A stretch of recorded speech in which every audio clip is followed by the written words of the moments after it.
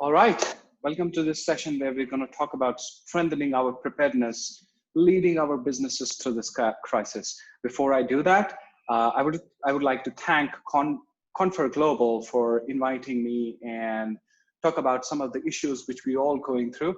Let me introduce myself. My name is Amitesh. I'm a partner at SIMA Funds and their CFO as well. A little bit about SIMA. SIMA is a debt fund which invests into off-grid solar, microfinance, education, and low-cost housing. Now, let's straight away first jump into the topic. I think the topic is so very relevant for all of us where everyone is going into a crisis mode. And some of the areas which I'm going to touch upon today is knowing this crisis, understanding our needs, understanding what we need to do, and some of the aspects which I have learned through with our portfolio companies, with our other managing partners, I would like to put in that as an experience. So let's begin our journey for next 55 odd minutes and try and understand the concepts, the things which is going around. There's so many things which is going around all of us. There's so many things which we all are learning every day. Every single day is a new day. There's so much happening so that we are living in a pool of so much data. Now, one of the key essential things while we discuss this with our portfolio companies, while we discuss with many other professionals, we found that there's so much data available and of course, in relation to this crisis, but I think one of the most important thing for us is also to understand that's what's happening around us. So let me begin with one of the finest quote which I come across because it's a combination of two great personalities. One is Charles Darwin, who quoted the greatest quote ever, and it is so relevant still, that survival of the fittest. Now, Andrew Carnegie was one of the greatest industrialists of America, and he was a Scottish-American industrialist and a philanthropist. Carnegie led his expansion in the American steel industry in the late 19th century and became one of the richest Americans in the history. Let me give you a sense of how much money he had. And of course, probably you know him, you would have read his books. During the last 18 years of his life, he donated roughly $350 million, which if you convert as of with today's inflations and what's going on, that roughly translate into $65 billion. You can understand the quantum of empire he created, and what he wanted to tell is, let me read out his quote. And while the law of competition may sometimes be hard for the individual, but it is best for the race. And I think to correlate it with today's what's happening around us is so relevant, because we know that what's happening, it may be difficult on many of the individuals who has lost their lives, who has lost their family members. Many are losing jobs. Just till yesterday, we had about 20 million unemployments being filed in the United States of America. Those are some terrific, shocking news for many individuals, for many communities. But what Carnegie wanted to try and tell people that, hey, the competition may be difficult, and we are living in a very different kind of competition. This is competition against a virus. The virus, we don't know what kind of a virus it is. We don't know what the cure is. We don't know what else it could bring, because I was talking to one of my colleagues, ex-colleagues, who happens to be a doctor, and he said that the viruses have the fastest mutation rate. So you could imagine that what could happen if it starts mutating by itself, and that's what viruses do. So we are living in a world where we are tackling a virus where we have a very less information about, where we know very little about. There's no vaccination, there's no cure. So the idea scenario for us will be we fight it as a race. And if we come out of it, just imagine 10 years down the line or 20 years down the line, we go ahead and face a similar situation with a different kind of a virus, a different kind of a biological um, uh, catastrophe. Then this experience, what we are gaining, this race is gaining, those will come in handy. Now, everyone today is talking about the 1918 pandemic, and what we learned from them, it was what happened at that point of time. It might not be relevant because we are so much technologically advanced. We are so much ahead of 1918. It's just 102 years back. But what we learn is what happened, how people tackle it, those are still relevant. And I think every crisis, every competition gives the race a chance to step ahead. And that's what Carnage wanted to, tell in his quote. And it is so very relevant. And combining it with Darwin's code of survival of the fittest, it's awesome. I think I love this quote personally. Now, getting into what's happened. Is COVID equivalent to a meteorite hitting us? Probably yes. The impact, and why so? The impact has been so sudden, so catastrophic, so widespread. Darwin postulates on the survival of the fittest. And I think this is what happened when the dinosaurs disappeared. And this is the time which we are facing now. Now, what's going to happen? Now, again, going back and learning from history of what's going to happen, because, I'm trying to correlate of some of these aspects, because these are very important when you run your businesses. You should know, you should learn from history. You should know what happened, what kind of impact it could bring. If you see, and if you talk to small traders and the businessmen who were running on a daily cash rotation or had a very low cash rotation, for example, they have say 5 to 10 days they were rotating their money. It's so difficult for them to survive, and almost everyone is struggling through it. And that's why it becomes so important to understand the impact of a meteorite, what it can be. So this is like hitting our businesses. This is what is hitting our cash inflows, and we consider it like that. Now, what happened? The next stage, is it what we are seeing right now? Is it the tip of the iceberg? Probably some may say, yes, it is. But if you look at it in a very pragmatic way, probably the answer would be very different. It may not be. It's not what it looks like, because iceberg, with the study, with the historical evidences, with so much scientific experiments, we know what's beneath the tip of the iceberg, which is visible. We almost can approximately estimate what's the size of the remaining iceberg, which is below that tip.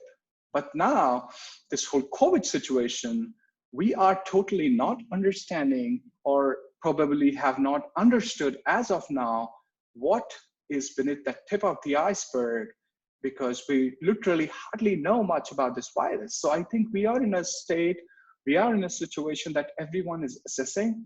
Now, going back to Andrew Carnage's quote, and I think this will be important for the race. When we understand and decode this virus, we will have a very clear picture, and we will understand what happened, how it happened, and we will have all the answers, but it's going to probably take some time. So the answer is right here, that sometimes the crisis to the business is in such a way that we don't know what consequences it will have. We don't know the actual impact of these certain catastrophic, unprecedented crisis situations.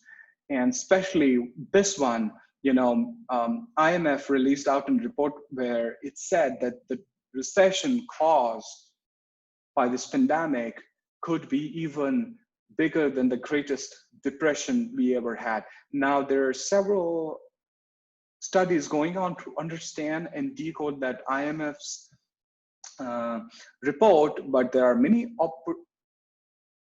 optimistic people who are saying that this is very conservative, and we hope so that this is very conservative and we don't have to go through another Great Depression.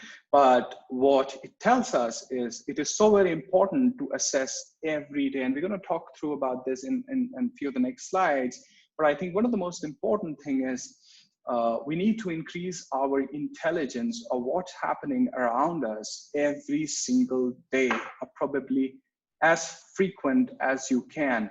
And that's also so very important for all of us to understand what's happening around our businesses. There's so much transformation which is happening with the business lines, with so many new segments being mushrooming, and hopefully that's how this world is going to look like. When you travel, when you get into the flight, it will be a totally different experience of getting into a flight. It won't be as same as what it used to be, and that's scary. But that's how human races are, right? This is not the first time that the human race is going through in such crisis. This is something we are going through this particular crisis, but our ancestors and people who have lived on this planet have probably gone through it several times. So let me give you one fact. The total number of people died since inception of the earth till date is still less than the people living right now on this earth. So that's an astonishing fact. You can actually Google it up. I'm not making it. But that's a fact which reminds us that, human race is capable of fighting any pandemic, any catastrophe.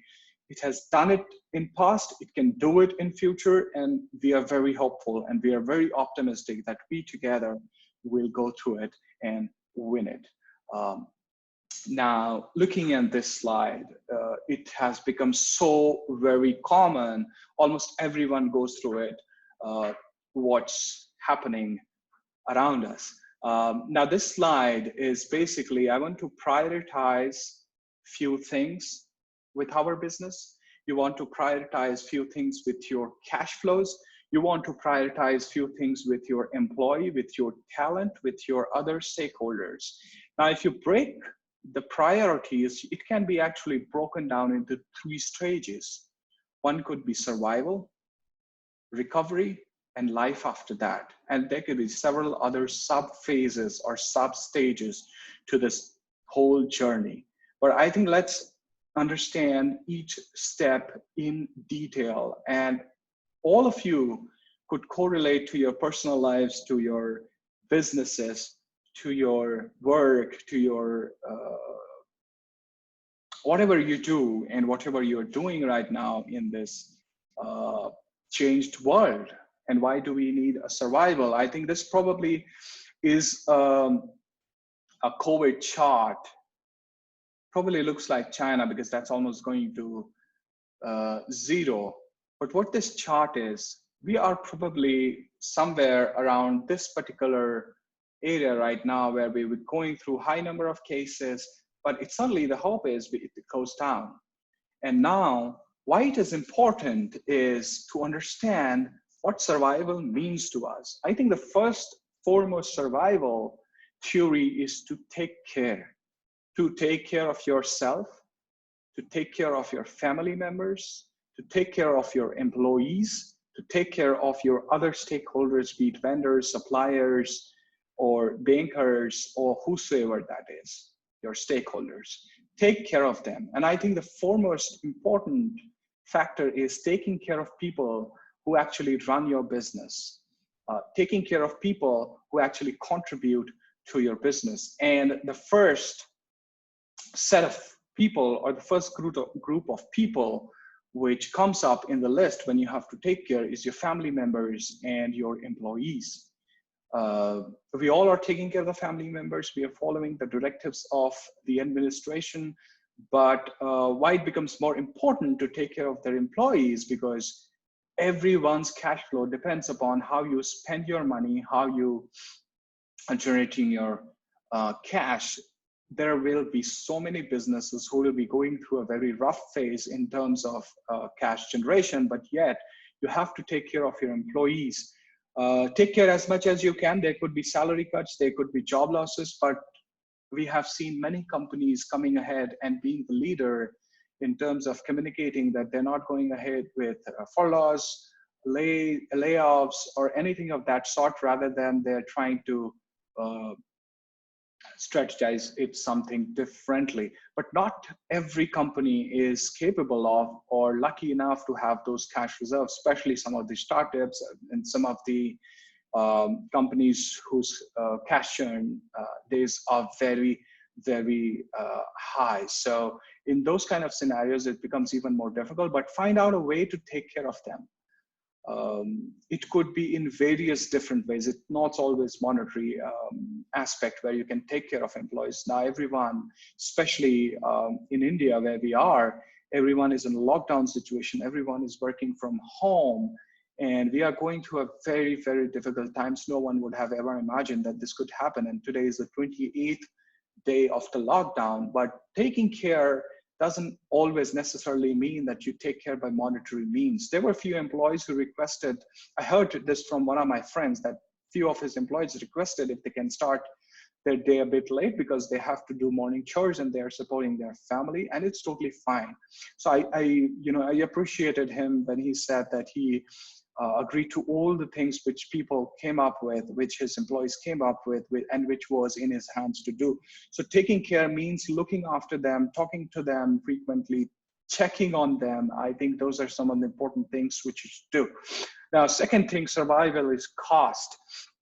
Everyone should understand what kind of cost. We're going to talk a lot more about cost in our later set of presentations, but it is very important we understand the cost here, because we need to have a clear prioritization on the cost, and we see what we can cut and we see what we can retain. So that's very important. Now, communication, I think this goes hand in hand with care, because you communicate to people. There are employees who needs to be communicated what needs to be done. Communicated to many other channels where, you know, your customers, your suppliers could go through that. I've seen a lot of companies giving a smaller communication like how to make masks. Since as SIMA Funds, we operate highly in the sub-Saharan Africa, where every communication is not accessible, but I've seen some videos going out, some other ways of communication going out to make sure they understand how to make homemade masks. So this is as simple as it can get. There can never be over communication at this point in time, because we are going through a stage where a lot of communication is required. So that's kind of the first stage which you are talking about, and it's so very important. Survival, because the next two stages come up after once we have done it. It could be several, this could be different for different countries. This could be different for different geographies. This could be different for different kind of people. Like, for example, we learned about what things happening in Europe. It saddens us to see so many deaths. The death rate was totally different from what we see from the other. So it is a demographic variance there of why we see a large number of death rates, but that's how we need to understand. Now, going into the second phase is recovery. This is very important phase because it could take a little longer, it could take a little shorter. It totally depends upon how we act, but if we don't, it will be difficult. But I think the foremost important is we understand our needs, we understand how we want to recover, and I think this is a big chunk of our overall strategy will come into picture. Now, talking about some of the three aspects of recovery is understanding the customer needs, because once we survive, we will see the customer needs, which they had before this catastrophic event, is totally changed, has totally changed. And the customer needs are totally different. For example, I just saw an Uber notification that they have started business, but they're only dropping people to the hospitals. So that's one step. That's their adaptation based on the customer needs. And of course, so many regulations in each geography needs to kick in the revival, in the recovery phase as well, because you'll have to have keep adherence to the local regulations. For example, the airlines, domestic and the international travel right now is completely shut in India. And when it opens, it will be a totally different world altogether for the airlines, where they will see that what could be the next operating module for them. Like, probably we are hearing so many stories that the middle seat will be empty just to keep the idea of social distancing and all that. So we need to understand customer needs. Second important aspect is we need to understand our competitors, what our other competitors are doing, what our other industry folks are doing. It's so very important to understand. And I think I do see a lot of synergy.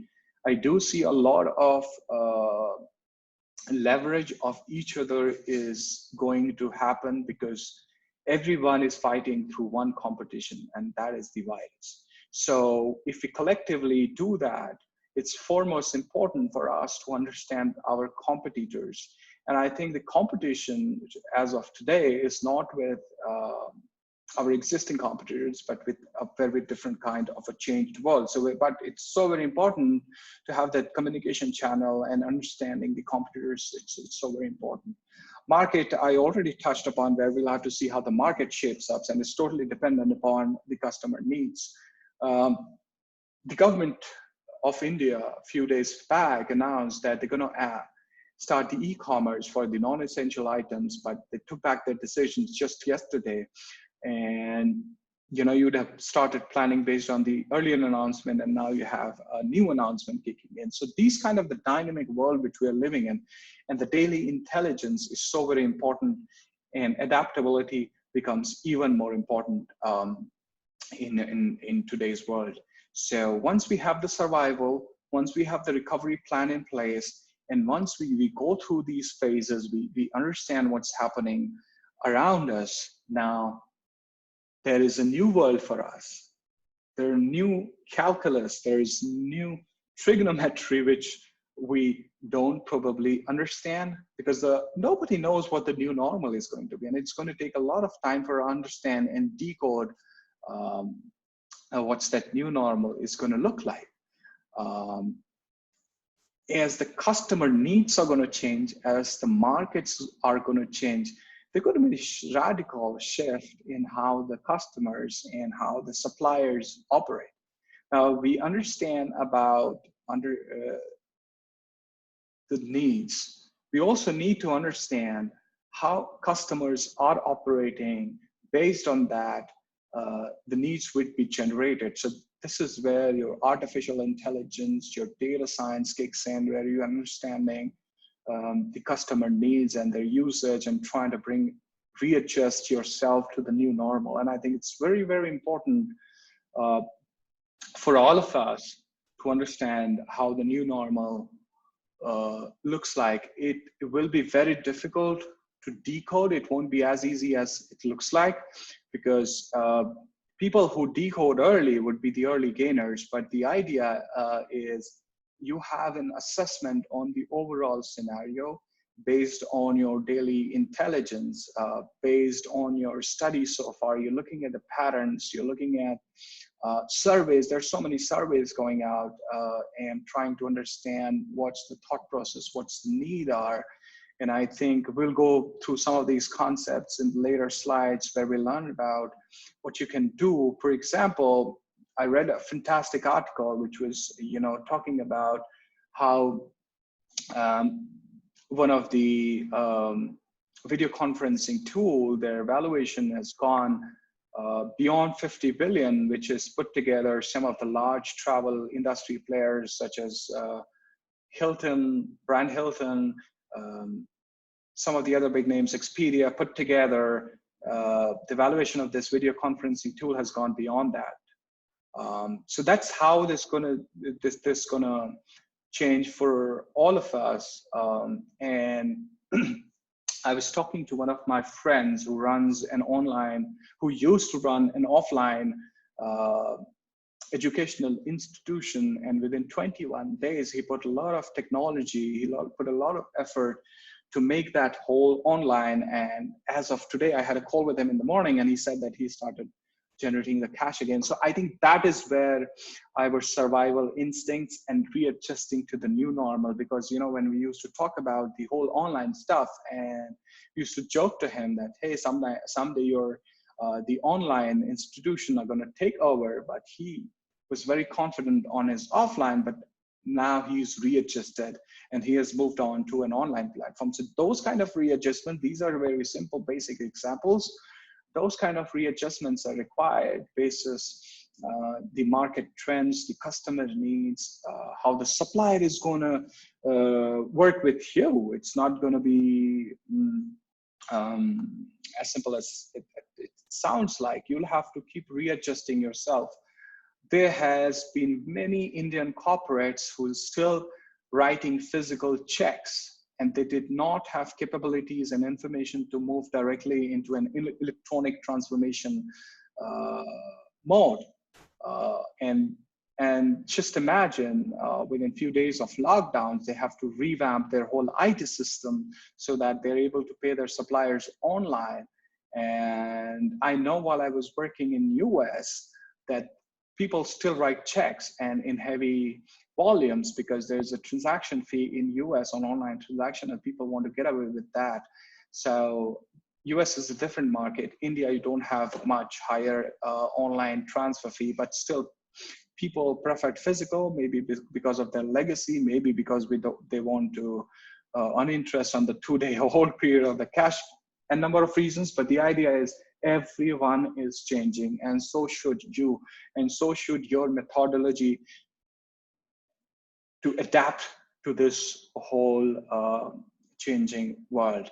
Now we get into some of the details here with relation to the financial management aspects. And you can correlate this to your business. You can correlate to your other aspects. Now, the first one is, first we're trying to understand is the cash flow and this is the reserve management. And I think this is the foremost topic when I talk to my clients and when I talk to my colleagues and other business partners. This is the first thing which I hear: how are you managing your cash reserves? How you're managing your cash inflows? And I think these 5 or 6 concepts are very important to understand how you should manage your cash flow. And I think the first thing which comes to my mind is don't lose sight of your cash. Cash is king. Don't lose sight of your cash means that you keep a track of what's happening around you. You don't mess around with not having that information with you. You should know what's happening with your cash. You should prioritize your cash deployments. If something was planned, stop it and see whether it makes sense in the new world. And it's even more important to see and understand that you have a daily intelligence on your cash, where the cash is going. There could be some prepayments planned. There could be some other things which were already planned and it's already set in your system. Standing instructions are out. There could be just for example, giving just to example, there was a subscription of a CRM which you were planning to run for your new business, but now it looks like that your new business may be going to suffer a halt for certain months. Then there's no point paying that subscription. If you can delay it, delay it. So these kind of strategies needs to be put on to ensure that you lock in your cash and you do not have any outflow of cash for the items which you can easily defer. Now there's one more point which I want to touch upon, and probably we can go in deeper detail in a few of the slides, is understanding the cash expenses. There could be a variable cash expense, there could be a fixed cash expense. And the first target for us is cut down the variable because that's easy. And sometimes we have a perception that we cannot cut down the fixed cost. So now it's a non-discretionary and discretionary cash which you can, or the expenses you have in front of you. But I would suggest go ahead and do that evaluation even in your fixed cost model. And I am certain that you could find something out of that pool that you are able to defer, you are able to stop, or you are able to contain a bit. So don't stop. Go ahead and do the full evaluation, not only on your variable cost, but also on your fixed cost to find out what are the possibilities of curtailing down on that. Now, the second point is start from the scratch. Think as if you are living as a startup. Think that you are a startup and you're starting your own business, and think as if you have nothing. But the good point is you have something on your balance sheet. So once you start thinking from your scratch, you start putting down what is required and what is not, you will come to a conclusion, you will come to a state where you can identify a few things which can be deferred. There could be a few things which you can halt for some now. There are few things we can go ahead and stop it. Like if there was a new expansion, land was taken and you have a new expansion plan, you're gonna stop it right away. There could be some damages, be ready for damages, but if you're able to lock in a large amount of cash and pay a little portion up front, my suggestion, do that evaluation and do what's best for it. But I'm just giving an overall perspective that prepare it from scratch, look into the details, look into the concepts, look into these items very carefully and act on it. Now, the third is make a list of all the liquid assets. Some of the assets, once you start building up that list, some of the assets will be recurringly required in your business, but there could be some assets which you think was for a long-term investments or was an investment for a new project or something you have planned 5 years down the line. Now think about those.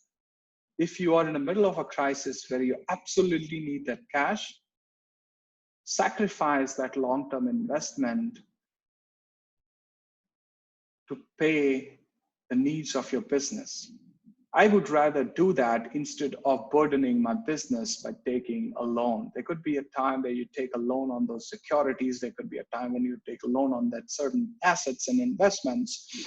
I would rather say you liquidate a portion of that investments and utilize that cash to make sure your needs of the business are fulfilled rather than taking additional debt. Taking additional debt in these stressful times, unless it is absolutely required. I'm not saying that it's not required at all. There will be businesses who will be requiring debts and additional pump in of cash, whatever financing investment vehicle that is, but they definitely would need that. So an idea to kind of prevent from dilution or making your balance sheet heavy on liabilities by taking additional short-term debt, rather think of utilizing some of your long-term investments, which were for the projects, which can be deferred, and use that money now. Now, the third thing is very similar. The fourth thing is very similar to what I spoke about. There could be some short-term, there could be some long-term assets which you can be trade-off for some short-term. Do that. And again, that's something like utilizing something which you have planned for something bigger or something in future. So I would suggest use that strategy if you have something which you can trade off for a long-term, for a short-term liquidity. For example, you have bought a commercial property and you were expecting the prices to go up by 25% in the next 5 years. But as of now, it has appreciated just say 7 or 10%, but you were still waiting for 25%, but you're still in the money. Trade that off. Don't get into a trap of debt, because this is a very worst time to take any debt unless it is absolutely required. So don't burden your balance sheet and keep your leverage ratio healthy. Trade off those long-term investments, whichever you can, for some short-term liquidity. And that is very important. And again, not every business will be lucky. Not every business will be as cash rich or investment rich, like they can trade off.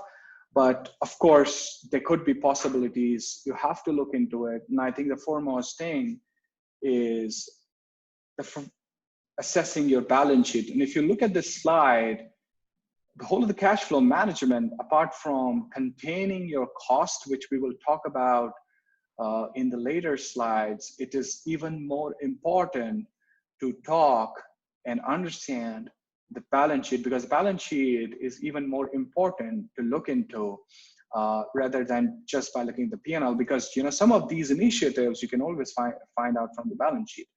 Now, the fifth thing which I'm talking about, which I spoke about it earlier as well, is looking out for new opportunities, looking out for other avenues of generating cash for short term. And God knows that it could be your possible long-term investments, and it could be a possible long-term business model for you. So always keep looking for your new opportunities and how you could do that. This makes me feel that I should quote an example of one of the cycle manufacturers, the bicycle manufacturers. And after the so basically going back to the World War II, there was a company called Birmingham Small Arms Company who were manufacturing rifles, and they're using barrels to prepare their rifle, manufacture that rifle. But after the World War II, the demand of the rifles went down, and this company was going into a bankruptcy mode. But suddenly they thought that they can use the same modes for manufacturing bicycles. So that kind of a thought process needs to be brought in your business strategy to see how you come up with this crisis and make sure you are utilizing your existing resource and transforming it into a new business model.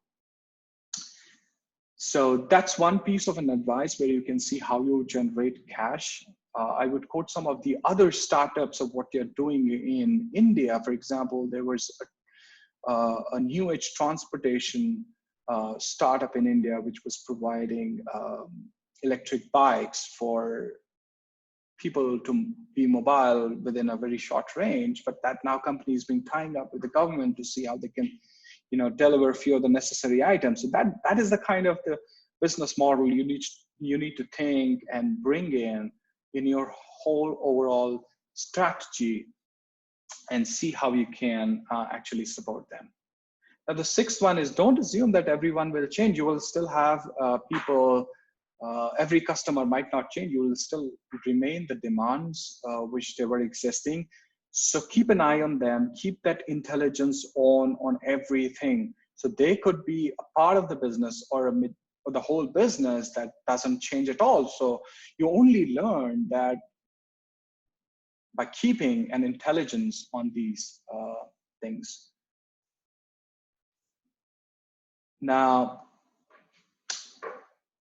some of the things which I wanted to talk about is reviewing your P&L for cost optimizations. We talk about some of the balance sheet items of what we can do, and now we are talking about reviewing your P&L. The first and foremost thing I touched upon, we can get into a deeper detail now. The first thing we break down our cost is into a variable cost and a fixed cost. Now, the most important thing is to find out what are the variable costs which can be immediately put to rest so that you get that extra cash in.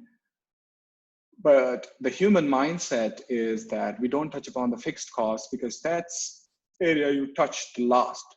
But I would rather say touch it fast, because if you're able to find an opportunity to get cash in from that, and that would be huge. That could be significant. So do not hesitate to look into both the cost models of your business, whether it be a fixed cost or the operating cost. And I think you will be the best judge of how you categorize these expenses. There could be some industry benchmarks to it, but you'll be the best judge of your business to categorize these and start looking into some of the elements of cost which can be reduced. I gave an example where there could be a fixed cost which is going in as a subscription or going as recurring revenue expense, which can be curtailed because that was for long-term planning. And I think if you stop that, if you have an idea that your long-term project is going to halt for some time, then that fixed cost can be avoided. So look both of these costs, and then you will assess that it could be very, very useful.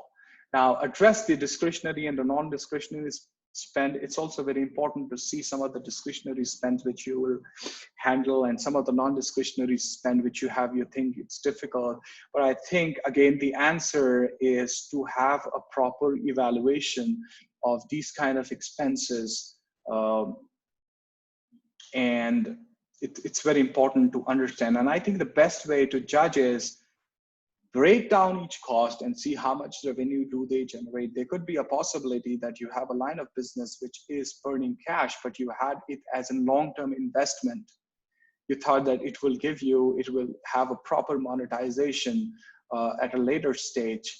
Probably you can halt it for some time, and that could save in an extra amount of cash which you need to survive. And I think you can actually correlate to the first slide where we were trying to understand. You need to understand your cost, and you need to understand all of the other things where you can save in that cash, because we have said cash is king, but as of today, cash is even bigger, a mammoth king.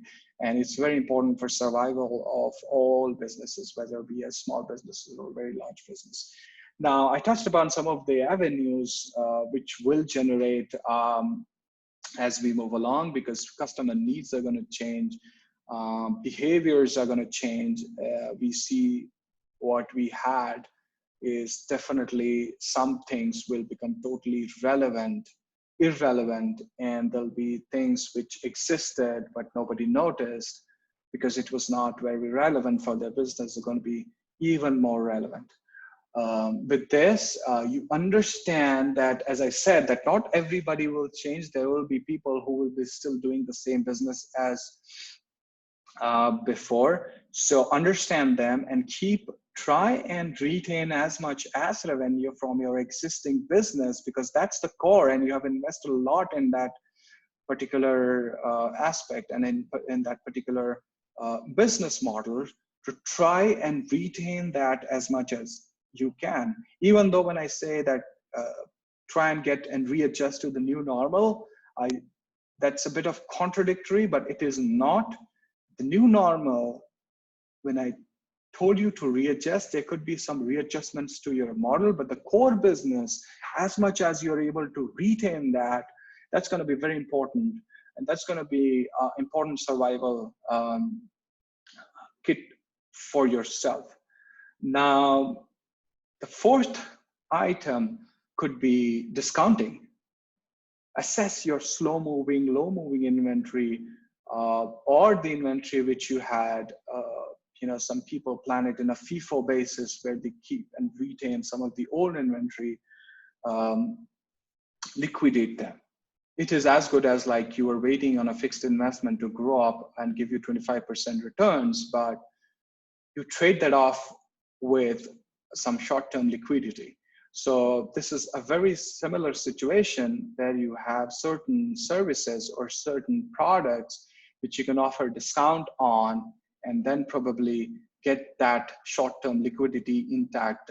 I read one of the articles when that author wrote about Hilton and Marriott, that why are they not giving a pre-order options maybe 6 months down the line, and people can book it at an advance, and they can get in some of the cash through those pre-orders. That could be one of the possibilities, but I don't know how the hotel industry or any other industry which is badly effective affected in industries at the moment, be it airline. There could be some regulatory aspects as well, where they have to take care of pre-bookings, but think of what can be done. Think what can be leveraged, whether it be a fall-in discount or whether you are trading off your slow and low-moving items within discount, and make sure you have that liquidity line open.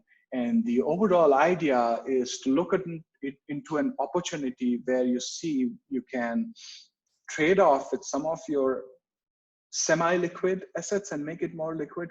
And the simple thing could be inventory. So assess your inventory in detail. Assessing it is even more important today. It is always important to assess your inventory, but it's even more important and see what you can do with some of the slow and no moving items, probably given discount, or even for your services. Try and think how people spend is going to look like, and try and readjust your pricing and other terms. So that was it on some of the elements which you can touch upon while you're reviewing your P&L in detail. These are very important aspects. These are not only optimizes your cost, but you also look into optimizing your revenue. So always have a holistic view, which gives me an example from Amazon. What they did was, when they started, they were into an e-commerce of books, and then they diversified very quickly into almost everything. They trade almost everything, and it's a marketplace for almost everything. But there was a time when Amazon was not making profits, and Jeff Bezos had a review of its P&L, and he found out that there are some heavy costs, and one of them was managing their online data. That's how he clicked to have his own data warehouse. And we all know where AWS is today. So have a holistic review, have a holistic view of your P&L. Don't get stuck by just revenues, or don't get just stuck by cost. Try and see the correlation with them. Try and see what resources you have. You can convert some of your costs into revenues. You can definitely optimize some of the costs. The idea is to have a deeper, in-depth analysis, and that can only be done if you have if you take a deep dive, if you try and understand every element, have that priority of understanding each and everything. Now, other key areas which is important is planning and movement of funds. This is very related to your cash management, but it becomes very important aspect where you have to see that how you're planning, how your movement of funds is happening. As I said, there could be some of the standing instructions already there are. Check what's happening. The second thing is restructuring strategy of Opex and Capex. And I think we have touched upon some of the items where you can optimize your cost, but here I want to emphasize that you're going to have new costs coming in which you haven't had before. So strategize themselves. Don't get into a very long-term contracts. Keep it short. Keep it very flexible as you can within your powers. But the idea is have a re-strategy on overall Opex items, Capex items, because that's very important. There are companies who prefer a Capex model. See if you can turn that around into a lease rental model. So that's important. Now, touching the aspect of forecasting, it has become very, very, very difficult as of now, because you're still trying to understand the customer, you're still trying to understand the market, and what's the world going to look like once this is over. I have one slide to look into the details of how it may look like for China, because they are ahead in the curve than us, to see how because Hubei province has opened up, and many other places in China, which was locked down, is now opened up, and then almost like a normal business day for them. It was shocking for them, but the kind of recovery and the fast recovery they had is a huge learning potential. So we're going to go and learn into that slide and see what could be things which you can learn from them.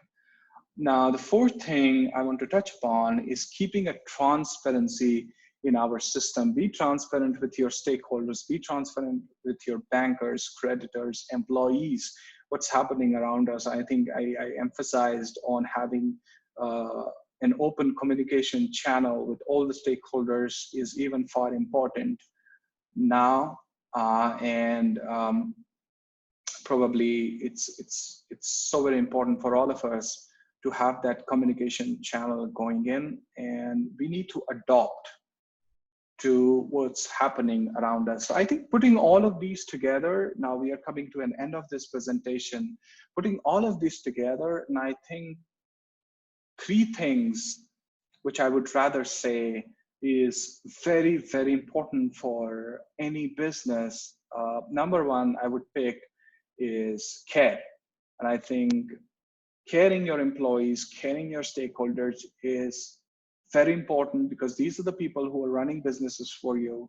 Take care of them as much as you can. If there is a possibility that it could be a possibility that you are going through a huge cash requirement or liquidity crisis, see if you can have a salary cut for the senior management folks and not for the people who have low salaries, and try and put those strategies to make sure that everyone survives. I think this is a time where we have to support each and every one.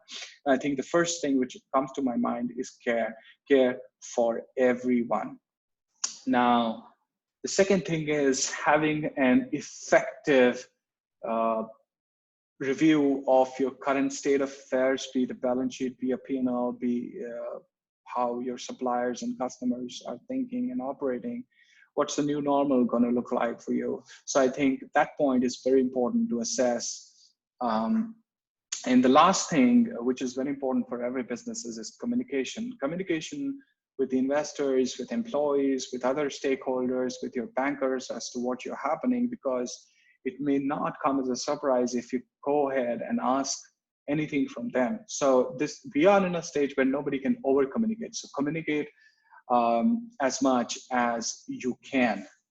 Now, I have on this slide which talks about understanding the new normal. I think we have touched upon some of these. Now, the one thing which we need to understand is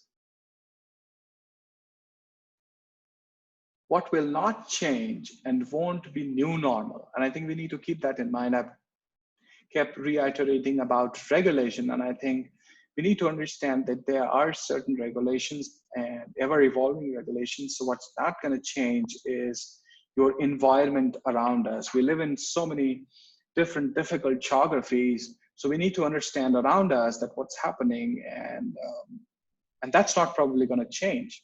That's going to remain the same, and even more stricter and even more dynamic than ever. Second thing is, I talked about Andrew Carnegie and Darwin, that, you know, this is going to be a learning for the race, combining both of those courts. And I think COVID is not only the crisis which is going to hit our generation, there could be more crisis. This is the time where we learn. This is the time we have a bit of proactiveness in ourselves for our future. This is the time where we take these learnings and take them with ourselves, keep ourselves ready, keep our businesses ready. This is not only the crisis, and I think when 2008, the subprime happened, and that was the time when we were thinking, oh, if this could happen, I think this is the last crisis we will go through, but no. And no, this is the crisis that no one would have ever imagined or planned anything of this sort, anything even close of this sort. So this is not the first crisis which we'll be going through. There'll be much more crises ahead of us. All we need to do is to keep learning. One of the very famous quotes from Winston Churchill, when he says, Never waste a crisis, make it into an opportunity. And I think we all need to have that positive mindset where we create this crisis into an opportunity for all of us. And that's going to be very, very, very important.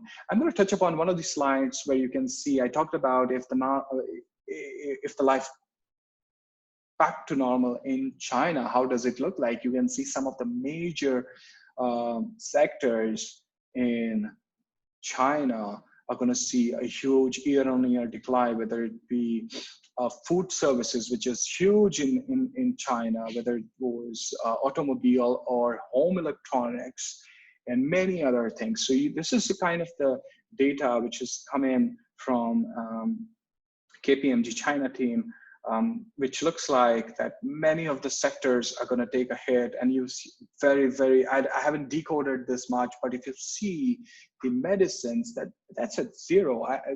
Anybody's wild guess would have been that medicine would grow by 100% year on year, but that is not the case. And I think that's an eye opener. And when I talk about learning and having a daily intelligence is so very important.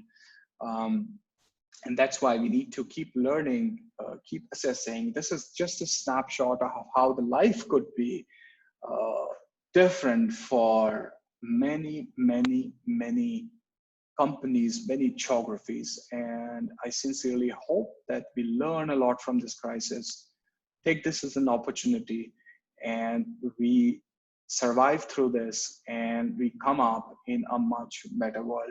Now, I'm going to end my presentation with one of my favorite leaders of our time, or probably before our time, but I've worked in his company, so he's very close to my heart.